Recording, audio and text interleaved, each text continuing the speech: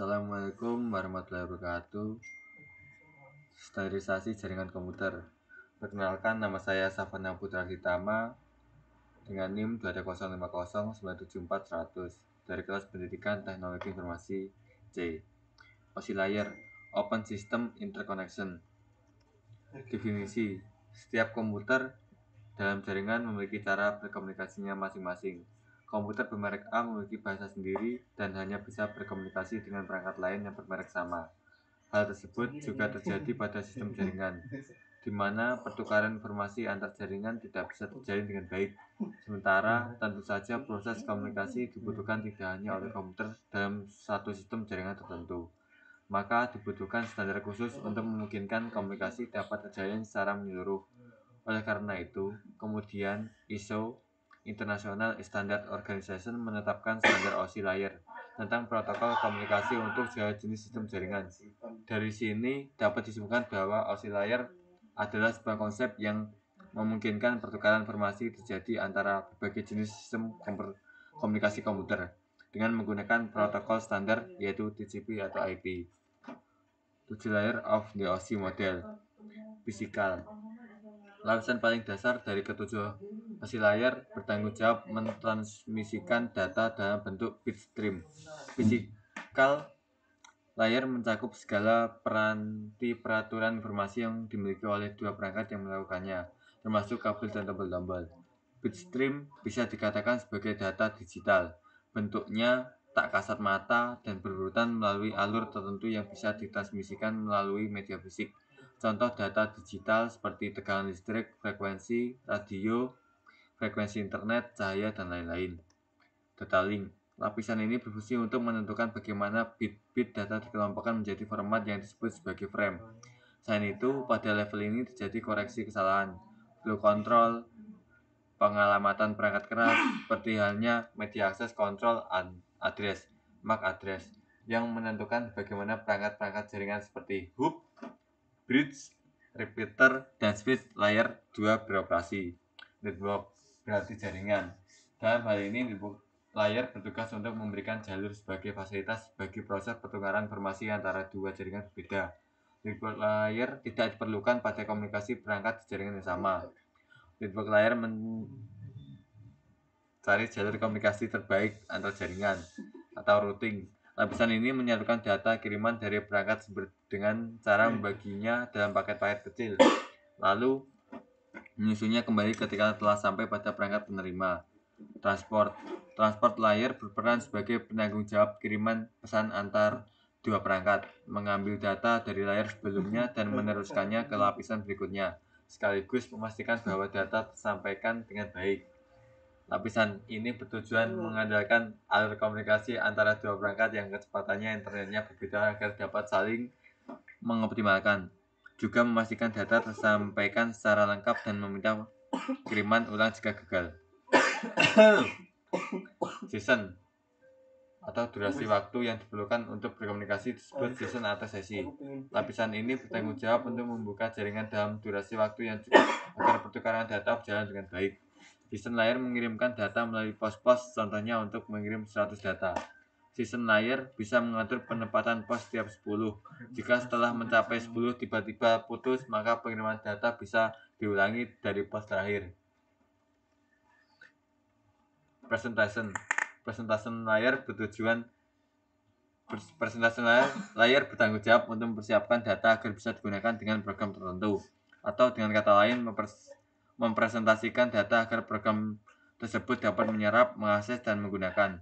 Presentation layer berperan sebagai penerjemah bahasa komunikasi yang berbeda antara dua perangkat komputer, melakukan enkripsi data dari perangkat sumber, lalu mendekripsinya pada perangkat penerima. Application. Tahapan ini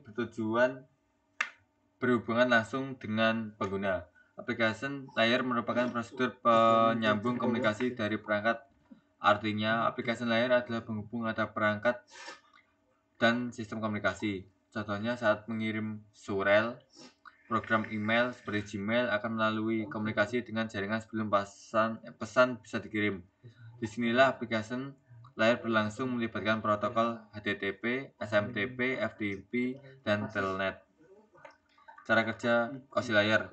Pertama, aplikasi layar akan mengirim data yang dikirim oleh user pada perangkat komputer penerima data. 2. Terjadi konversi email menjadi sebuah format jaringan pada presentasi layar.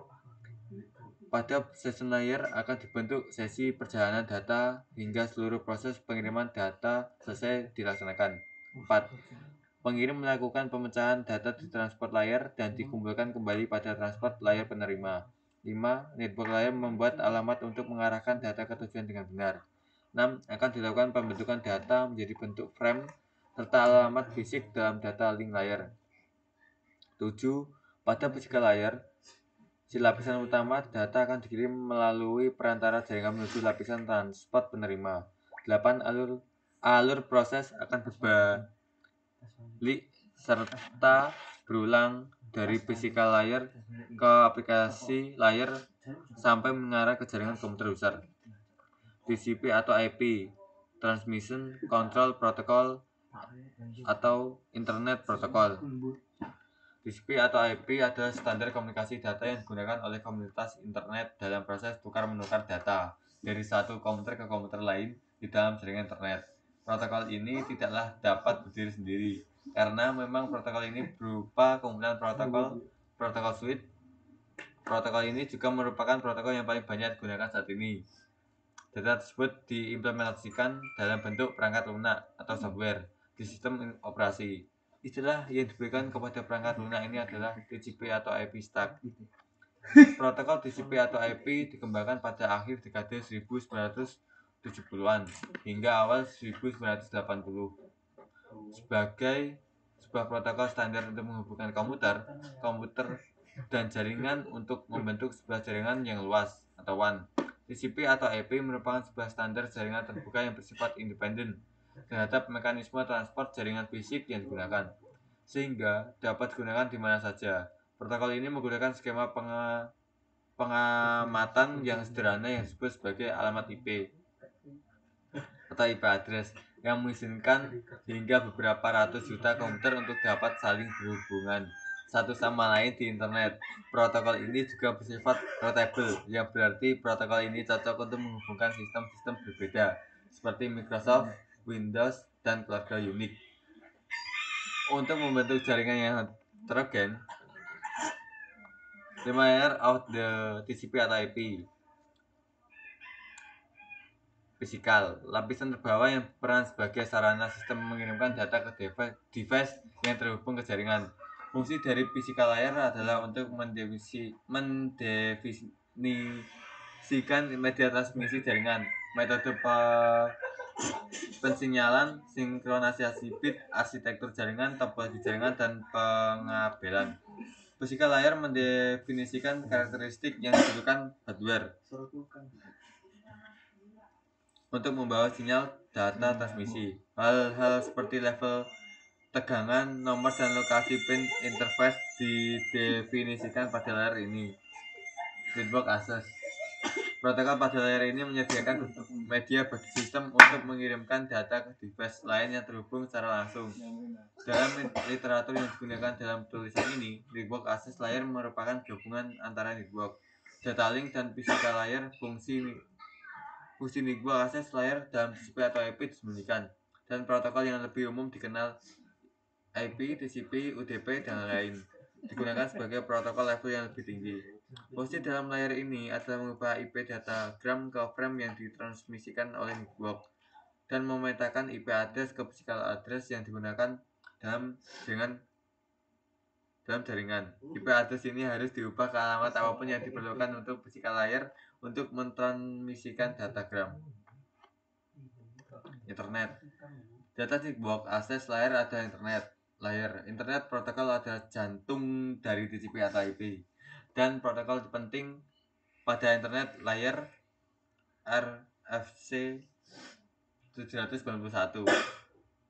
IP menyediakan layanan pengiriman paket dasar pada jaringan tempat TCP atau IP network dibangun. Seluruh protokol di atas dan di bawah internet layar menggunakan internet protokol untuk mengirimkan semua data TCP atau IP. mengalir melalui IP baik incoming maupun outgoing dengan mengabaikan tujuan terakhirnya. Transport. Dua protokol utama pada layar ini adalah Transmission Control Protocol atau TCP dan User di Datagram Protocol UDP. TCP menyediakan layanan pengiriman data handal dengan end-to-end deteksi dan koreksi kesalahan. UDP menyediakan layanan pengiriman datagram tanpa koneksi, connectionless, dan low overhead. Kedua protokol ini mengirimkan data di antara aplikasi layar dan internet layar. Programmer untuk di aplikasi dapat memilih layanan mana yang lebih dibutuhkan untuk aplikasi mereka. Application.